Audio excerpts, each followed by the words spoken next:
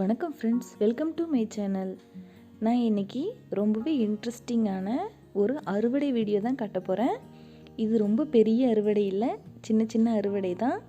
ஏன்னா நம்ம வீட்டு தோட்டத்துலேன்னு காய் வைக்கும்போது வீட்டுக்கு தேவையானதை தான் விளைவிக்கிறோம். அதனால் நான் டெய்லி கொஞ்சம் கொஞ்சமாக அறுவடை பண்ணுறேன். அந்த வீடியோஸ் எல்லாம் உங்களோட ஷேர் பண்ணிக்கிறேன்.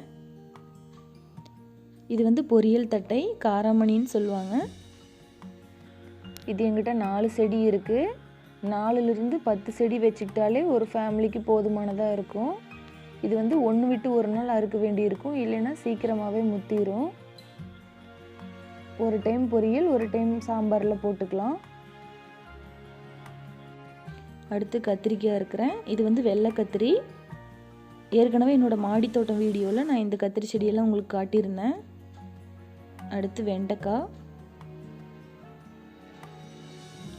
நம்ம தோட்டத்தில் விளையிற காய்க்கு தனி ருசி இருக்குது. ஏன்னா நம்ம எதுவும் கெமிக்கல் உரமெல்லாம் சேர்த்தாதனால ரொம்ப ஆர்கானிக்காக ரொம்ப டேஸ்ட்டாக இருக்குது. இது முள்ளு கத்திரி. இதுலேயும் ஒரு 4-5 செடி இருக்குது. இது பச்சை கத்திரி. இந்த எல்லா கத்திரி செடியுமே நான் உங்கள்கிட்ட ஏற்கனவே காட்டியிருக்கேன். இது டெய்லியும் கொஞ்சம் கொஞ்சமாக நான் அறுவடை பண்ணிப்பேன். இது முள்ளு கத்திரிக்காய். இது இன்னுமே காய் ரொம்ப பெருசாகும். இது பச்சை மிளகாய். பச்சை மிளகாய் நான் தானாக முளைச்ச செடியிலேருந்து தான் எடுத்து நட்டேன். அதனால் இது குண்டு மிளகாயா நீல மிளகாயான்னு எனக்கு தெரியல. காய்ச்சதுக்கப்புறம் தான் இது குண்டு மிளகாய்ன்னு தெரிஞ்சிச்சு. ஆனால் நல்லா ஈல்டு கொடுக்குது. நாங்கள் வெளியில் காய் வாங்குறதே இல்லை, இதுதான் யூஸ் பண்ணிக்கிறோம். பாருங்கள், பூ பிஞ்செல்லாம் ரொம்ப நல்லாயிருக்கு. ஒரு செடி 6 மாதம் வரைக்கும் ஈல்டு கொடுக்கும் நமக்கு.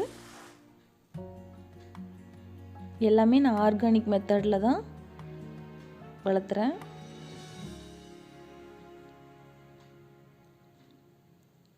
பாருங்கள் எவ்வளோ ஃப்ரெஷ்ஷாக இருக்குதுன்ட்டு. இது ஒரு நாளோட அறுவடை. கொஞ்சம் புதினாவும் எடுத்திருக்கேன். இவ்வளோ காய் இருந்தாலே நமக்கு போதும். வாரத்தில் 3லிருந்து 4 நாள் வரைக்கும் நம்ம காயை யூஸ் பண்ணிக்கலாம். அடுத்து இன்னொரு நாள் முள்ளங்கி அறுத்துக்கிறேன். பாருங்கள் எவ்வளோ ஃப்ரெஷ்ஷாக இருக்குதுன்ட்டு.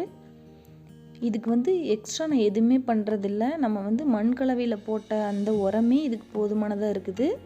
நான் மறுபடியும் உரமெல்லாம் எதுவும் கலக்கலை. ஒரே ஒரு தடவை நீம் ஆயில் சொல்யூஷன் மட்டும் ஸ்ப்ரே பண்ணிவிட்டேன். எந்த பூச்சி தாக்குதலும் இல்லை. மழை காலங்கிறதுனால நல்ல செழிப்பாக வந்திருக்கு. இது முள்ளங்கியும் நம்ம யூஸ் பண்ணிக்கலாம், கீரையும் யூஸ் பண்ணிக்கலாம். முள்ளங்கி வளர்த்துறது ரொம்ப ஈஸி, மெயின்டெனன்ஸும் ரொம்ப கம்மி. எல்லாருமே ட்ரை பண்ணலாம். பாருங்கள் எவ்வளோ நல்லா தளன்னு இருக்குன்னு. இன்றைக்கி நான் 3 காய் தான் அறுத்துருக்குறேன். அடுத்து இன்னொரு முள்ளங்கி அறுவடை. இது மழை அன்னைக்கு எடுத்ததுனால ஃபுல்லாக மண்ணாயிடுச்சு. நம்ம காயற்பித்து இந்த மாதிரி ஃபுல்லாக ஸ்ப்ரெட் ஆகி முள்ளங்கிலெல்லாம் மண்ணாக இருக்குது. ஆனால் கீரை நல்லா ஃப்ரெஷ்ஷாக தான் இருக்குது. நான் ஒரு 5 கவரில் வச்சுருக்கிறேன். கிட்டத்தட்ட 4-5 அறுவடை பண்ணிட்டேன். கடையில் வாங்குறதுக்கும் நம்ம விளைவிச்சு சாப்பிட்றதுக்கும் நிறைய வித்தியாசம் இருக்கும். நீங்களும் விளைவிச்சு சாப்பிட்டு பாருங்கள். அடுத்து கீரை அறுவடை. இதுவும் இன்னொரு நாள் தான். இது வல்லாரைக்கீரை. ஒரே ஒரு கவர் தான் வச்சுருக்கிறேன். மாதத்தில் ஒரு நாள் அறுத்துக்கலாம். நான் ஃபுல்லாக இன்றைக்கி அறுத்துட்றேன். இந்த மாதிரி ஃபுல்லாக அறுத்து விட்டோம்னா தான் நல்லா கிளச்சி வளரும். இது ஒரு கவரில் தான் வச்சுருக்கிறேன் அப்படிங்கிறதுனால நம்ம பருப்பில் போட்டு கிடையிறதுக்கு சரியாக இருக்கும். இந்த இலையை மட்டும் தனியாக எடுத்து பருப்பில் போட்டு கிடைஞ்சிடலாம். இது மஞ்சள் கரிசலாங்கண்ணி. இது 2 நாள் சமைக்கிறதுக்காகவும் இந்த மாதிரி பெரிய கவரில் இருக்கிறதுனால, அதனால் நான் இன்றைக்கி பாதி அளவுக்கு, ஒரு கத்த அளவுக்கு மட்டும் கட் பண்ணிக்கிறேன். இது கொஞ்ச நாள் நான் அறுக்காமல் விட்டுட்டேன், அதனால் ரொம்ப நிறைய வளர்ந்துருச்சு. இது இந்த குச்சி வச்சாலே நல்லா வந்துடும். இது மஞ்சக்காமாலைக்கு மருந்தாக சாப்பிடுவாங்க.